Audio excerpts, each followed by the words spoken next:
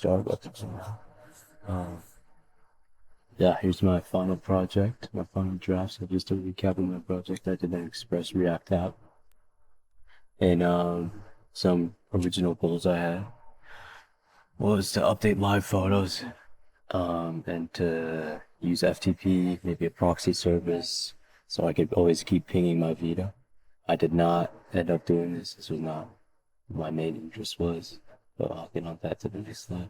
And more stuff I did wanted to do was chat box, metadata analysis, comments on each photo.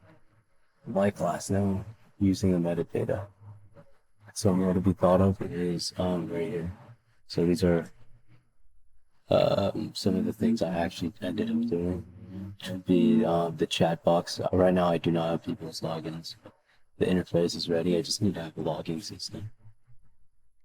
And I did a lot of, that kind of canceled out this whole thing because my PS Vita was not very reliable the whole time. It keeps breaking down over and over again. So I mainly focused on the website and implementations and stuff so I could streamline stuff. Which brings me into the next slide, which is which would be my main goal, to optimize the website and streamline traffic because after using the website for more than 3 minutes, it started slowing down on older computers with less than 2 gigabytes of memory, which I would take care of you and wanted to be usable in every platform and with mobile devices as well.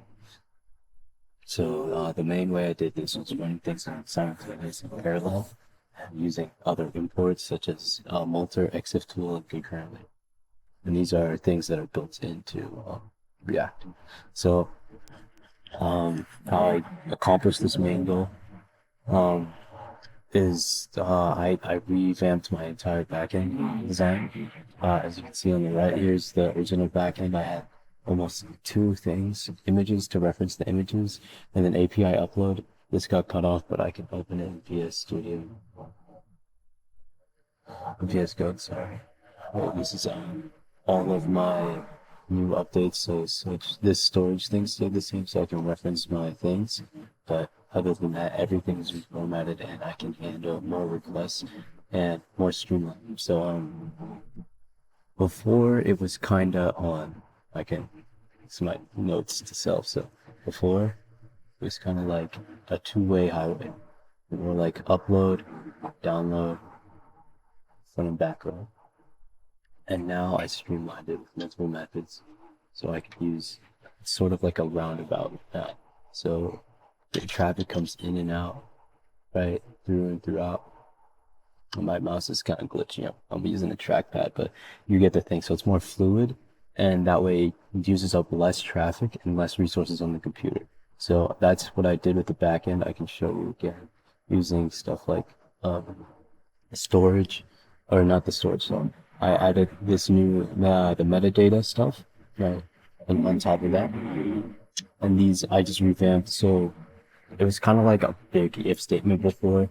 Like, if the traffic is coming in, see if it's wanting something else, this, and this. Now I separated it into multiple things where it's like, do I want an image? Do I want to reference the image? Do I want the API reference to the image? Do I want the actual image data itself? And that way it streamlines everything, you know, in more of a in and out type fashion. And I can show you this with the network ports. This is Wireshark, a program that you can use to look at data for network traffic. I did this at Starbucks, so low key. Half of this stuff is other people. Oh no, wait, this is all local. We're good. But if I did, I'm not gonna get anyone. I'm taking up too much time. But this is something my website was calling like images, screenshot, and then such and such. And now, so before, this would be continuously an open thing going over and over. All this green or yellow would be over and over and over, pinging over and over. And now it's just saying, okay, I only need this image, I only need this image, and this image. And it sends all the data and the hex like how it should. And this one right here, same thing. 1, 2, it's like, it's not continuous. And then the length, these are long because these are the packet length. So this is the reason this is long is because it's fetching an actual image. And then these ones, just like communication between the front end and back end thing. And yeah, so this way it's much faster and it just loads stuff more formally. And instead of like a little jumbled fashion I had, because people would kind of hard to explain. Would it be need to jump out here or jump out here? This one, everything waits its turn, and hey, let me get out here. Okay, you need to go. You can go out now. Like it's kind of that's how I like to think about it. And how it looks at implementation also is I also not this sorry like it.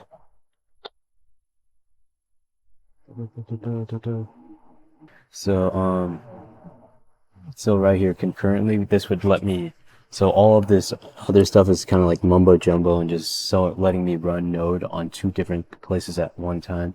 So this would so concurrently lets me run the front end and the back end on the same host, and that's why I run dev2.